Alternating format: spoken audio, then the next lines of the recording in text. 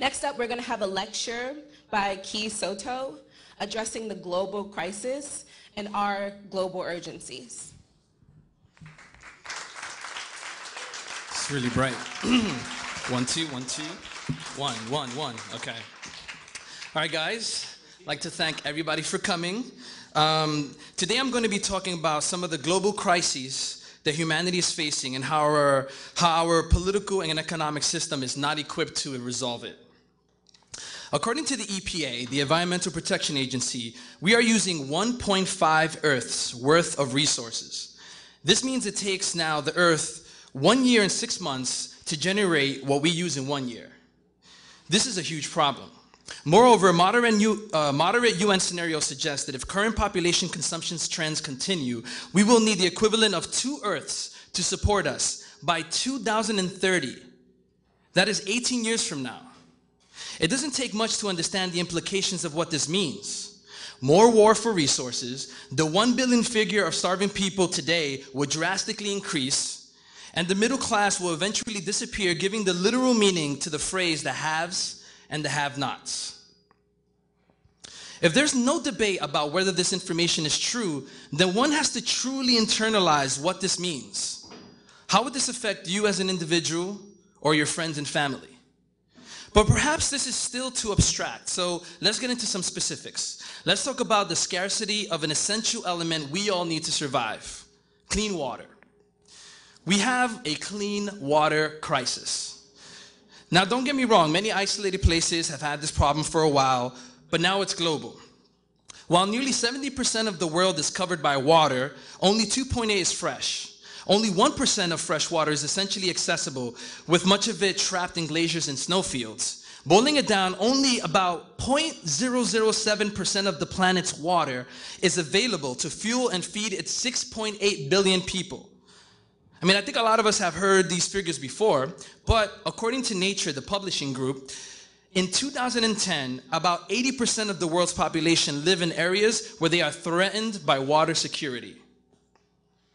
What are we doing now to combat this issue? One of the main ways is desalination, which is the method of removing salt and minerals from ocean water, making it fresh to drink. There has been some progress. Israel desalinizes water for a cost of 53 cents per cubic meter, Singapore for 49 cents per cubic meter, and Tampa Bay, Florida for 81 cents per cubic meter, which roughly comes out to 25 million gallons of water per day. Now that's enough to supply water to about 50,000 homes.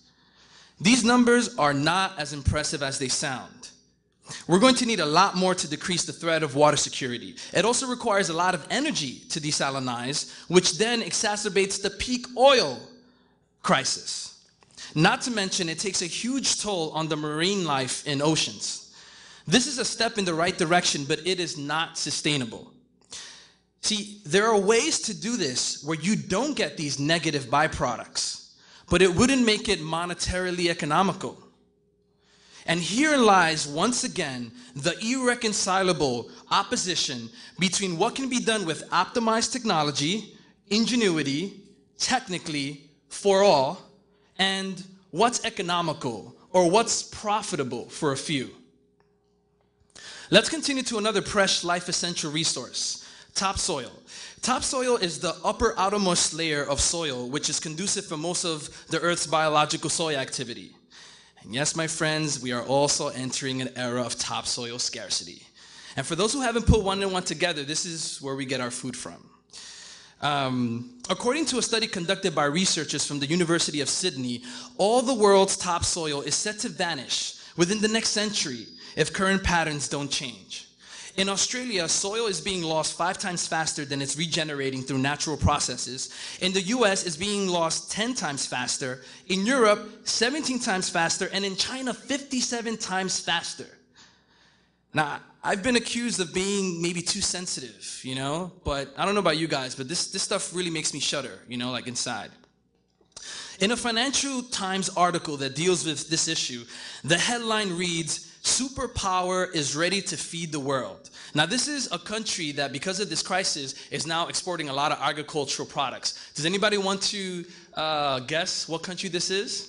Anybody? China. Brazil.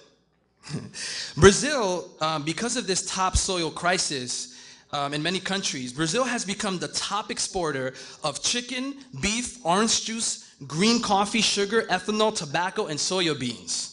Very soon, output will reach its limit, and the country needs more investments to, especially in transport infrastructure, in order for it to expand. Many investors have their eyes on this because the potential to make a lot of money is there.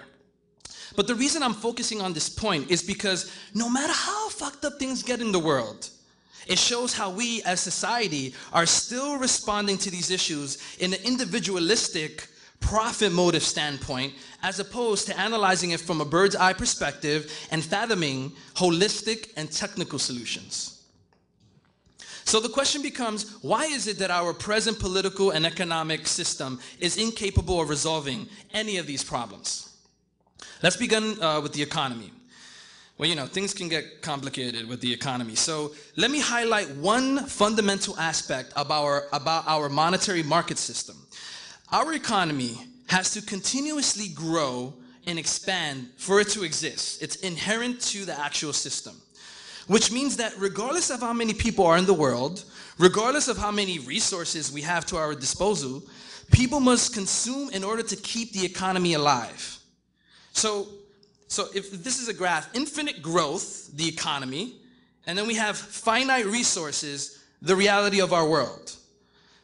Now, we shouldn't blame our ancestors for not foreseeing this inevitable conundrum. They had no idea we would get to a state where basic life-supporting resources would become scarce, but we have reached that state.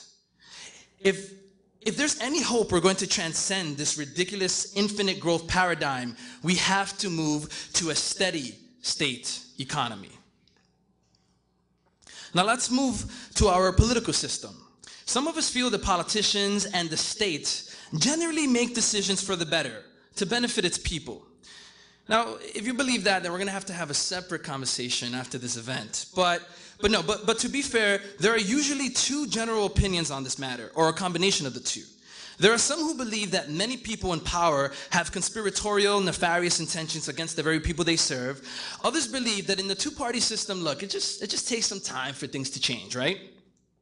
So I say, regardless of which one of those perspectives you subscribe to, the fact remains that they are not resolving or even discussing in any significant way any of these problems. In a clip on The Daily Show with Jon Stewart, it featured excerpts from speeches from the last 7 US presidents, all saying the same exact thing about oil dependency. That we, America, will break away from our addiction of oil and invest in alternative energy technologies. It's a fascinating clip because the rhetoric sounds so similar. Republican and Democrats, and including Obama, and they're saying the same thing for 25, 30 years, and nothing changes. This stagnancy where politicians pay service about implementing systemic changes happens over and over again with so many issues. And even if you manage to somehow gather the political will from both sides of the aisle, we don't have enough money in the world to manifest the many structural changes that we'll need to deal with some of these global crises. We don't have the money, but we do have the resources. It's very important to understand, very important distinction. We don't have to perceive these politicians as monsters for it to motivate us. But we do have to see them and the system they serve as obsolete in the face of these global urgencies. The faster we understand that our present economic and political system is useless against these issues, the easier it becomes to start searching for something new, for something that works. This is why we are here today, to talk about these possible solutions. Now, some of these solutions are so simple, so common sense, but getting there, actually manifesting them in lieu of our world, is going to be very difficult. That has to be understood.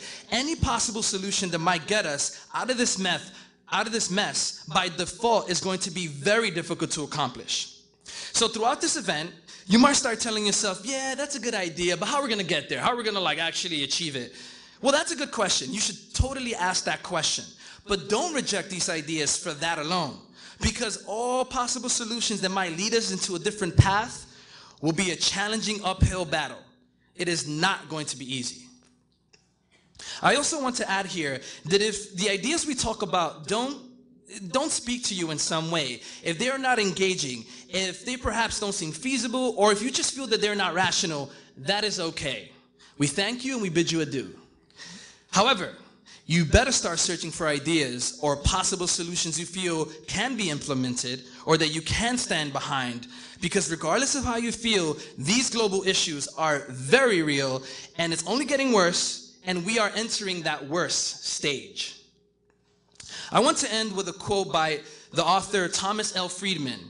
Quote, "You really do have to wonder whether a few years from now, we'll look back at the first decade of the 21st century when food prices spiked, energy prices soared, world population surged, tornadoes plowed through cities, floods, droughts, and set records, populations were displaced, and governments were threatened by the confluence of it all, and ask ourselves, what were we thinking? How did we not panic when the evidence was so obvious that we'd cross some growth, climate, natural resource, population red lines all at once?" End quote. And I add, and not do anything about it. Thank you, guys.